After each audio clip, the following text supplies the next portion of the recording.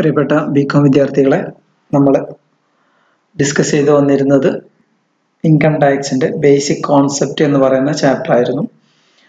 Basic കോൺസെപ്റ്റിലെ അവസാന ഭാഗമാണ് ഞാൻ എന്ന് പറയാൻ പോകുന്നത്. ഈ ഒരു പാർട്ടോട് കൂടിയിട്ട് ഇത് അവസാനിക്കും. നമുക്ക് നോക്കാം. ബേസിക് കോൺസെപ്റ്റിൽ നമുക്ക് പഠിക്കാനുള്ളത്, ഇനി നോക്കാനുള്ളത് നമുക്ക് ചില ഇൻസിഡൻസ് ഓഫ് ടാക്സ് എന്ന് പറയുന്നത്. ഇതൊന്ന് നോട്ടിലേക്ക് പകർത്തി വെക്കുക. ചില കാറ്റഗറി ഓഫ് ഇൻകത്തിന് ഓർഡിനറി റെസിഡന്റിനും നോട്ട് ഓർഡിനറി റെസിഡന്റും നോൺ റെസിഡന്റിനും ടാക്സബിൾ ആണോ അല്ലയോ എന്ന കാര്യമാണ് നമ്മൾ നോക്കേണ്ടത്. നമുക്ക് ആദ്യം നോക്കാം. Income accrued or deemed to be accrued and received or deemed to be received in India. Income ഇന്ത്യയിൽ നിന്ന് അക്രൂ ചെയ്തതോ അല്ലെങ്കിൽ ഇന്ത്യയിൽ റിസീവ് ചെയ്തോ ഡീംഡ് ടു ബി റിസീവ്ഡ് ആണെങ്കിലോ അത് ഓർഡിനറി റെസിഡന്റിന് ടാക്സബിൾ ആണ്, നോട്ട് ഓർഡിനറി റെസിഡന്റിന് ടാക്സബിൾ ആണ്, നോൺ റെസിഡന്റിനും ടാക്സബിൾ ആണ്. അപ്പൊ ഏതെല്ലാം ഇൻകമാണ് ഓർഡിനറി റെസിഡന്റിനും നോട്ട് ഓർഡിനറി റെസിഡന്റിനും നോൺ റെസിഡന്റിനും ടാക്സബിൾ ആയത് എന്നതാണ് പറയുന്നത്. ഓക്കെ, ശ്രദ്ധിക്കുക. ഒന്നാമത്തെ കാര്യം പറഞ്ഞു, income accrued deemed to be accrued and received or deemed to be received in India. Then അത് നമ്മൾ പറഞ്ഞു മൂന്നാളുടെ കേസിലും എന്താണ് ടാക്സബിൾ ആണ്. പഠിക്കണം. ഇതേപോലെ തന്നെയാണ് ക്വസ്റ്റ്യൻ വരിക. ഇനി income accrued outside India but received or deemed to be received in India. Income പുറത്തുനിന്നാണ് അക്രൂ ചെയ്തത്, ഔട്ട്സൈഡ് ഇന്ത്യയിൽ നിന്നാണ് അക്രൂ ചെയ്യുന്നത്, പക്ഷെ അത് സ്വീകരിച്ചത് ഇന്ത്യയിലാണ് അല്ലെങ്കിൽ deemed to be received India ആണ് എങ്കിൽ, ആ കേസിലാണെങ്കിൽ മൂന്ന് പേർക്കും ടാക്സബിൾ ആണ്. ഓർഡിനറി റെസിഡന്റ് ആണെങ്കിലും നോട്ട് ഓർഡിനറി ആണെങ്കിലും നോൺ റെസിഡന്റ് ആണെങ്കിലും ഇന്ത്യയിൽ സ്വീകരിച്ചതാണെങ്കിൽ ടാക്സബിൾ ആണ്. ഇനി income accrued or deemed to be accrued in India but received outside India. ഇന്ത്യയിൽ അക്രൂ ചെയ്ത ഇൻകം ആണ്, പക്ഷെ അത് റിസീവ് ചെയ്തത് വിദേശത്താണ്. റിസീവ് ചെയ്യുന്നത് വിദേശത്ത് നിന്നാണ് എങ്കിലും മൂന്ന് പേർക്കും ടാക്സബിൾ ആണ്. ഇപ്പൊ ഞാൻ മൂന്ന് കേസുകളാണ് ഇപ്പൊ പറഞ്ഞത്. ഒന്ന് ഓർത്തെ, ഒന്ന് ഇൻകം അക്രൂ ചെയ്തതും റിസീവ് ചെയ്തതും ഇന്ത്യയിലാണെങ്കിൽ എല്ലാവർക്കും ടാക്സബിൾ. ഇനി അക്രൂ ചെയ്തത് ഔട്ട്സൈഡിലാണ്, റിസീവ് ചെയ്തത് ഇന്ത്യയിലാണെങ്കിലും മൂന്ന് പേർക്ക് ടാക്സബിൾ. ഇനി അക്രൂ ചെയ്തത് ഇന്ത്യയിലാണ്, റിസീവ് ചെയ്തത് പുറത്താണെങ്കിലും മൂന്ന് പേർക്കും ടാക്സബിൾ ആണ്. ഇനി അടുത്തത്, income accrued and received outside India from business controlled or in profession setup in India. Income accrue ചെയ്തതും റിസീവ് ചെയ്തതും പുറത്തുനിന്നാണ്. ഇൻകം അക്രൂ ചെയ്തതും റിസീവ് ചെയ്തതും വിദേശത്താണ്, ഔട്ട്സൈഡ് ആണ്. പക്ഷെ ആ ബിസിനസ് അല്ലെങ്കിൽ പ്രൊഫഷൻ കൺട്രോൾ ചെയ്യുന്നത് ഇന്ത്യയിലാണ്. ആ ബിസിനസ് കൺട്രോൾ ചെയ്യുന്നത് ഇന്ത്യയിലാണ് എങ്കിൽ ഓർഡിനറിക്കും നോട്ട് ഓർഡിനറിക്കും ടാക്സബിളും നോൺ റെസിഡന്റിന് നോട്ട് ടാക്സബിളും ആയിരിക്കും. ഓർഡിനറിക്കും നോട്ട് ഓർഡിനറിക്കും ടാക്സബിളും നോൺ റെസിഡന്റിന് നോട്ട് ടാക്സബിളും ആയിരിക്കും. അടുത്തത്, income accrued and received outside India. Income accrued and received outside India from business controlled or profession setup outside India. Income accrue ചെയ്തത് വിദേശത്ത് നിന്നാണ്, പക്ഷെ ബിസിനസ് കൺട്രോൾ ചെയ്യുന്നതും വിദേശത്ത് തന്നെയാണ്.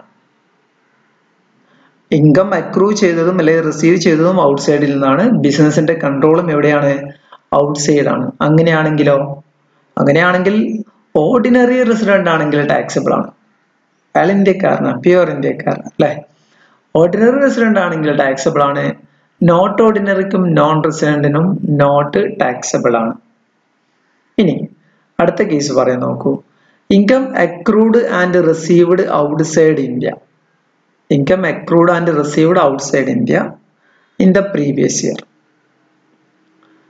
It makes no difference in the same letter remitted to India. അഥവാ income accrue ചെയ്യുന്നതും receive ചെയ്യുന്നതും എവിടെ തന്നെയാണ്? ഔട്ട്സൈഡ് ഇന്ത്യയിലാണ് എങ്കിൽ നമ്മൾ നേരത്തെ പറഞ്ഞ അതേ കേസ് തന്നെയാണ് ഇത്. അങ്ങനെയാണെങ്കിൽ ഓർഡിനറി റെസിഡന്റിന് ടാക്സിബിൾ ആണ്, മറ്റു രണ്ടുപേർക്കും നോട്ട് ടാക്സിബിൾ ആണ്. മറ്റൊന്ന് income accrued and received outside India in any year preceding the previous year and later on remitted to India in the current financial year. മുൻ ഏതെങ്കിലും വർഷത്ത് കിട്ടിയതാണ്, ഔട്ട്സൈഡ് ഇന്ത്യയിൽ നിന്നും മുൻ വർഷങ്ങളിൽ ഏതോ ഒന്നിൽ കിട്ടിയ ഇൻകമാണ്. അത് റെമിറ്റ് നടന്നിരിക്കുന്നത് നമ്മളുടെ കറണ്ട് ഫിനാൻഷ്യൽ ഇയറിലാണ് എങ്കിൽ എന്തല്ല, ആർക്കും ടാക്സിബിൾ അല്ല. Income accrued received outside India in any year preceding the previous year. നമ്മുടെ പ്രീവിയസ് ഇയറിലെ ഇൻകത്തിന് മാത്രമാണ് നമ്മളിപ്പോൾ അവിടെ ടാക്സ് കാൽക്കുലേറ്റ് ചെയ്യാറുള്ളത്. അപ്പൊ പ്രീവിയസ് ഇയറിന് തൊട്ട് മുമ്പിലെ ഏതെങ്കിലും ഇയറിൽ കിട്ടിയതാണ് എങ്കിൽ എന്തല്ല, നോട്ട് ടാക്സിബിൾ ആയിട്ടാണ് പരിഗണിക്കുക. അപ്പോൾ ഒന്ന് ശ്രദ്ധിക്കൂ, നമ്മൾ പറഞ്ഞ ഈ ഒരു ഭാഗം മാത്രമാണ് ഈ ലാസ്റ്റ് പറയാനുള്ളത്. ഒന്ന് പറഞ്ഞു, income accrue received in India ആണെങ്കിൽ എല്ലാവർക്കും ടാക്സിബിൾ. ഇനി അക്രൂ ചെയ്യുന്നത് ഔട്ട്സൈഡും റിസീവ് ചെയ്യുന്ന ഇന്ത്യയിലാണെങ്കിലും എല്ലാവർക്കും ടാക്സിബിൾ. അക്രൂ ചെയ്യുന്നത് ഇന്ത്യയിലും റിസീവ് ചെയ്യുന്ന ഔട്ട്സൈഡ് ആണെങ്കിലും എല്ലാവർക്കും ടാക്സിബിൾ. ദെൻ അക്രൂ ചെയ്യുന്നത് ഔട്ട്സൈഡും ബിസിനസ് കൺട്രോൾ ചെയ്യുന്ന ഇന്ത്യയിലുമാണ് എങ്കിൽ ഓർഡിനറിക്കും നോട്ട് ഓർഡിനറിക്കും ടാക്സിബിൾ, നോണിന് നോട്ട് ടാക്സിബിൾ. ദെൻ അക്രൂ ചെയ്യുന്നത് ഔട്ട്സൈഡ് ആണ്, ബിസിനസ് കൺട്രോൾ ചെയ്യുന്നതും ഔട്ട്സൈഡ് ആണ് എങ്കിൽ ഓർഡിനറിക്ക് ടാക്സിബിൾ, ബാക്കി രണ്ടുപേർക്കും നോട്ട് ടാക്സിബിൾ. അക്രൂ ചെയ്യുന്നതും റിസീവ് ചെയ്യുന്നതും ഔട്ട്സൈഡ് ഇന്ത്യ ആണെങ്കിലും ഓർഡിനറിക്ക് ടാക്സിബിൾ, ബാക്കി രണ്ടുപേർക്കും നോട്ട് ടാക്സിബിൾ. ദെൻ അക്രൂ ചെയ്യുന്നത് പ്രിസീഡിംഗ് പ്രീവിയസ് ഇയർ, പ്രീവിയസ് ഇയറിന് തൊട്ട് മുമ്പത്തെ ഏതെങ്കിലും വർഷത്തിൽ ആണ് റിസീവ് ചെയ്തത് എങ്കിൽ എല്ലാവർക്കും നോട്ട് ടാക്സിബിൾ. ഓക്കെ, ഇതിലെ ചില ക്വസ്റ്റ്യനുകൾ നമുക്ക് നോക്കാം. ഒരു ക്വസ്റ്റ്യൻ നോക്കൂ. Ram provide following details of income. Calculate income which is able to tax in India for the assessment year 2019-20, assuming that he is an ordinary resident, not ordinary resident and non-resident. Salary received in India from a former employer of UK. Income from tea business in Nepal being controlled from India. Interest on company deposit in Canada, 1/3 received in India. Profit from business in Mumbai controlled from UK. Profit for the year 2002-03-04 from business in Tokyo remitted to India 2 lakh. Income from property in India but received in USA 45,000. Income from property in London but received in Delhi 1,50,000. Income from a property in London but received in Canada rupees 2,50,000. Income from business in Zambia but controlled from Turkey 10,000. നോക്കൂ, first salary received in India from a former employer of UK. ആദ്യത്തെ ഭാഗം അതായിരുന്നു, salary received in India from a former employer of UK ഒരു former എംപ്ലോയറിൽ നിന്നും ഇന്ത്യയിൽ salary receive ചെയ്തു. എല്ലാവർക്കും ടാക്സിബിൾ ആണ് അല്ലേ? ഓർഡിനറിക്കും നോട്ട് ഓർഡിനറിക്കും നോൺ റെസിഡന്റിനും ടാക്സിബിൾ ആണ്. എല്ലാവരിലും 1,40,000 എഴുതും. ദെൻ അടുത്തത് income from tea business in Nepal being controlled from India. നേപ്പാളാണ് കൺട്രോൾ ചെയ്യുന്നത്, ഇന്ത്യയിലാണ് എങ്കിൽ നോൺ റെസിഡന്റിന് ടാക്സ് ഇല്ല, ബാക്കി രണ്ടുപേർക്കും ടാക്സിബിൾ. അപ്പൊ രണ്ടുപേരിലും എമൗണ്ട് എഴുതുക. പിന്നെ interest on company deposit in Canada, കാനഡയിലാണ്. കാനഡയിൽ 1/3 മാത്രം ഇന്ത്യയിൽ റിസീവ് ചെയ്തിട്ടുണ്ട്. അപ്പൊ 30,000 1/3 ആകുമ്പോൾ 10,000 രൂപ, അത് മാത്രമേ നമ്മൾ 3 പേർക്കും ടാക്സിബിൾ ആയിട്ട് എഴുതുള്ളൂ. ദെൻ ബാക്കി 2/3 അല്ലെ, 1/3 റിസീവ്ഡ് ഇൻ ഇന്ത്യ ആണ്, അപ്പോൾ എല്ലാവർക്കും ടാക്സിബിൾ ആണ്. ദെൻ ഔട്ട്സൈഡ് ഇന്ത്യയിൽ റിസീവ് ചെയ്തതിന് ആർക്ക് മാത്രമേ ടാക്സ് ഉള്ളൂ? ഓർഡിനറി റെസിഡന്റ് മാത്രം. അപ്പോൾ ഓർഡിനറി റെസിഡന്റിൽ എന്ത് ചെയ്യാം? 20,000 എഴുതാം. അഥവാ ഇതിനെ കമ്പൈൻ ചെയ്ത് കഴിഞ്ഞാൽ, ഈ ഒരു ഭാഗത്ത് നമ്മൾ കമ്പൈൻ ചെയ്ത് കഴിഞ്ഞാൽ നമുക്ക് ഇങ്ങനെ കിട്ടും. ഇയാൾക്ക് ഓർഡിനറി റെസിഡന്റിൽ 30,000, ബാക്കി രണ്ടുപേർക്കും 10,000. അത് ഞാൻ 2 പാർട്ടായിട്ട് എഴുതിയെന്ന് മാത്രമേ ഉള്ളൂ. ഓക്കെ, ഇനി profit from A business in Mumbai controlled from UK. മുംബൈയിലെ ബിസിനസ്സിൽ നിന്ന് കിട്ടിയതാണ്, UK കൺട്രോൾ ചെയ്യുന്നു, എല്ലാവർക്കും ടാക്സിബിൾ ആണ് അല്ലെ? Then past profit from business in Tokyo remitted to India. Past profit അല്ലെ, പ്രീവിയസ് ഇയറിന് തൊട്ട് മുമ്പത്തെ ഏതെങ്കിലും പ്രിസീഡിംഗ് ഇയറിൽ കിട്ടിയ പ്രോഫിറ്റോ മറ്റോ കാര്യങ്ങൾ എന്താണ്? എല്ലാവർക്കും നോട്ട് ടാക്സിബിൾ ആണ്. Then income from property in India but received in USA എല്ലാവർക്കും taxable ആണ്. Income from property in London but received in Delhi എല്ലാവർക്കും taxable ആണ്. Income from property in London but received in Canada രണ്ടും വിദേശത്താണ്. എന്തായിരിക്കും? Ordinary resident മാത്രമേ taxable ഉള്ളൂ, ബാക്കി രണ്ടുപേർക്ക് ഉണ്ടാവില്ല. Income from business in Zambia but controlled from Turkey അതും ഓർഡിനറി റെസിഡന്റിന് മാത്രമേ ടാക്സിബിൾ ഉള്ളൂ, ബാക്കി രണ്ടുപേർക്കില്ല. ഓക്കെ, ഇതൊക്കെ ഒന്ന് ആൻസർ ചെയ്ത് വെക്കുക. അതുപോലത്തെ ഒരു ക്വസ്റ്റ്യൻ ആണ് ഇത്. Mister Vineethan has the following incomes during the assessment year 2019-20.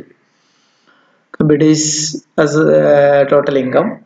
If he is resident in India, ordinary, not ordinary, and non-resident. Okay. Capital gain on sale of house in Mumbai. Salary received outside India for rendering service in India ₹50,000. Interest received from Government of India received outside India 15,000.